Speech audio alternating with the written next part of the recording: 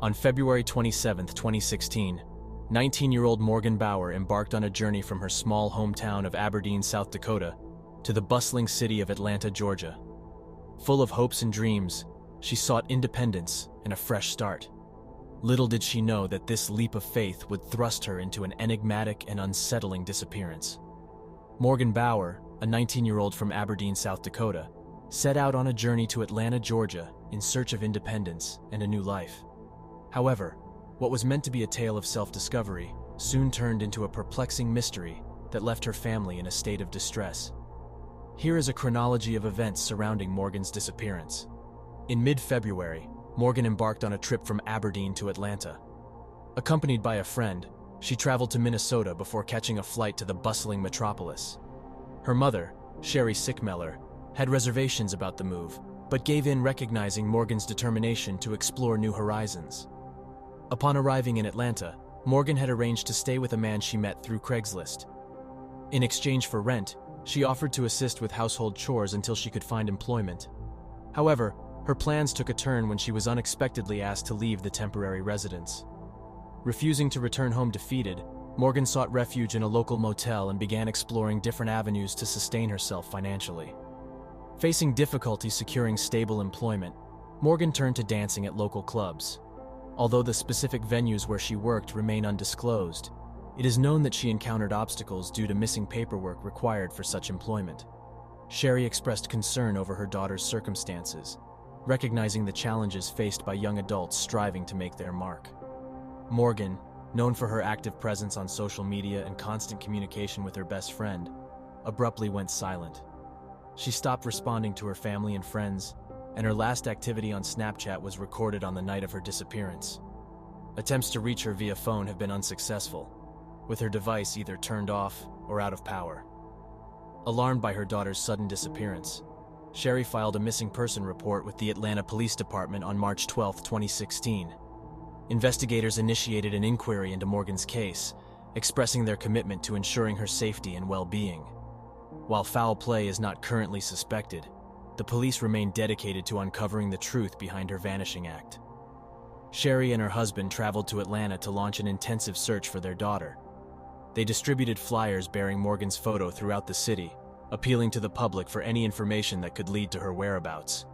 The family's plea for assistance gained widespread attention, with numerous online communities rallying to support their cause. Despite the outpouring of support, the family faced the harsh reality of online rumors and hurtful comments. Sherry implored individuals to focus on the urgency of finding Morgan rather than engaging in speculation or blame. Morgan Bauer is described as 5'6" inches tall, weighing 125 pounds, with long brown hair and piercing blue eyes. Morgan Bauer is described as being 5'6" inches tall, weighing 125 pounds, with brown hair and blue eyes. She has distinctive features such as gauged ears and 2 lip piercings. Morgan also bears several tattoos, including a sun-moon on her chest, an anchor on her left wrist, and a jellyfish on her arm. The Atlanta Police Missing Person Unit continues to investigate her case, urging anyone with information to come forward and assist in the search for Morgan. Additionally, the family has set up a 24-hour tip line at 1-855-MORGAN-B for anyone with relevant information to come forward. Morgan Bauer remains missing, and the search for her continues.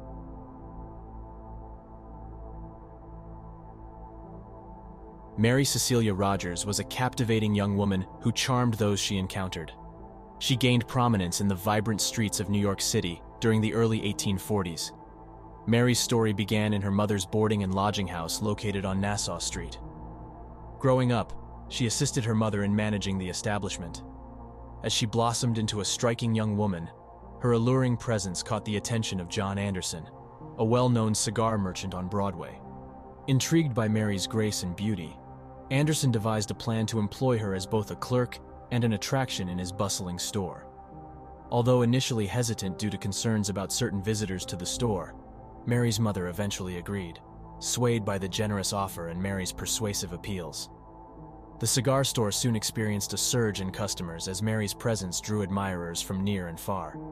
Her conduct was exemplary, as she greeted visitors with warm smiles while skillfully fending off unwelcome advances. For 10 months, Mary flourished in her role at the store until the fateful day in late January 1841, when she failed to appear for work. Her sudden absence baffled Anderson, and her distraught mother feared the worst. The authorities were alerted, and the media sensationalized the mysterious disappearance of the cigar girl. 6 agonizing days later, Mary returned to the store, but her once cheerful countenance had transformed into one of sadness and contemplation. Inquiries about her absence were met with terse explanations of visiting relatives in the countryside, a subject Mary, her mother, and Anderson seemed reluctant to discuss. Whispers began to circulate that Mary had been seen in the company of a tall, handsome naval officer during her disappearance. Faced with mounting rumors, Mary abruptly resigned from her position and sought solace within the confines of her mother's home. A month later, an announcement reverberated through the community. Mary was engaged to Daniel Payne, a young clerk residing in her mother's house. Happiness intertwined with concern as the couple eagerly anticipated their future together. On a fateful Sunday morning in July 1841, Mary knocked on Daniel's door and informed him of her plan to spend the day with her aunt, Mrs. Downing, in Bleecker Street. Obligingly, Daniel promised to call for her later that night. However, as evening descended, a tempestuous thunderstorm swept through the city, drenching the streets with torrential rain. Believing Mary would prefer to avoid the storm, Daniel decided against calling for her and made his way home alone. He informed Mrs. Rogers, Mary's mother, of his decision, and she expressed relief, grateful that her daughter had not been subjected to the elements. As the following day dawned, Mrs. Rogers eagerly awaited Mary's return, but her daughter failed to appear. Worry consumed her, and when Daniel arrived for dinner, Mrs. Rogers shared her growing anxiety. Without hesitation, Daniel set off to visit Mrs. Downing, hoping to find answers. To his astonishment, Mrs. Downing revealed that Mary had not been at her home on the day in question. Concern transformed into alarm as Daniel realized the gravity of the situation. The second disappearance of Mary Rogers sent shockwaves through the community, igniting public outcry against the faltering investigation. Days turned into weeks without a trace of Mary, and the press vehemently criticized the police for their lack of progress. In response, the authorities offered a substantial reward for information leading to the arrest and conviction of the perpetrator. They even promised immunity and protection to anyone with knowledge of the crime, except for the actual murderer. Following the proclamation, an anonymous letter arrived at the police station, shedding light on Mary's activities in Hoboken on the day of her disappearance. The letter described witnessing her accompanied by 6 rough-looking men who ventured into the nearby woods. With the newfound lead, investigators descended upon the area mentioned in the letter. Their search yielded crucial evidence in the form of clothing and personal items belonging to Mary. In the midst of the investigation, another witness emerged, a stage driver named Adams. He recalled seeing Mary in Hoboken with a tall, dark-complexioned man who whisked her away to a roadhouse near the Elysian Fields. A chilling scream pierced the night, sending shivers down the spine of anyone who heard it. Despite the mounting clues and the community's unwavering determination for justice, the case of Mary Rogers gradually faded from the headlines. Speculation and theories abounded, including accusations levied at Mary's mother, insinuating that she held the key to the enigma but remained silent to protect her daughter's reputation. The Fort Worth Missing Trio is a name given to 3 young girls who went Christmas shopping at a mall in Fort Worth, Texas, and mysteriously vanished 48 years ago.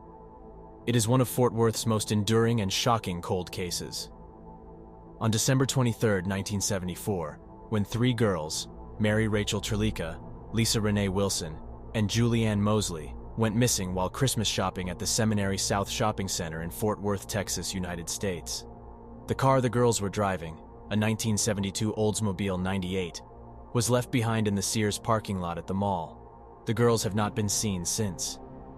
Mary Rachel Trelica, who went by Rachel, was a 17-year-old high school student.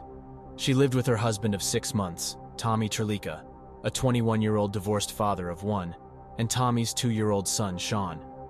Born Rachel Arnold, Rachel had an 11-year-old brother named Rusty and a 19-year-old sister named Deborah. Tommy was originally engaged to Deborah. Despite this, the sisters remained close, and Deborah moved in with the couple in December of 1974. Lisa went by her middle name, Renee. Renee was dating 15-year-old Terry Mosley, who lived across the street from her grandmother with his parents and two little sisters, 11-year-old Janet and 9-year-old Julie. On December 23rd, Rachel invited Deborah to the mall to get a Christmas present for her stepson. Deborah said she was too tired, so Rachel invited her 14-year-old best friend, Lisa Renee Wilson, instead. That morning, Terry gave Renee a ring, and she was overcome with joy. She invited Terry to the mall, but he already had plans. 9-year-old Julie overheard the conversation and begged their mother to let her tag along. At noon, Rachel arrived to pick up Renee and Julie. They got into her 1972 Oldsmobile 98 and took off. Renee planned to return home by 4 p.m. since she had plans to attend a Christmas party with Terry later that evening. The girls went to Army and Navy, followed by the Seminary South Shopping Center, now known as Fort Worth Town Center, a mall 10 minutes away. By 4 p.m., the girls still hadn't returned home, and by 6, loved ones were frantic. They rushed to the mall and found Rachel's car in the Sears parking lot. It was locked, and inside was a single Christmas present. The guard was interviewed, but he denied any involvement. Soon after, the families hired P.I. John Swaim. Sadly, John passed away in 1979 and ordered all case files to be destroyed upon his death. The families were devastated, and from there, the case went cold. In 2001, investigators concluded that the girls left the mall with someone they knew and trusted, possibly even two people. The case remains unsolved.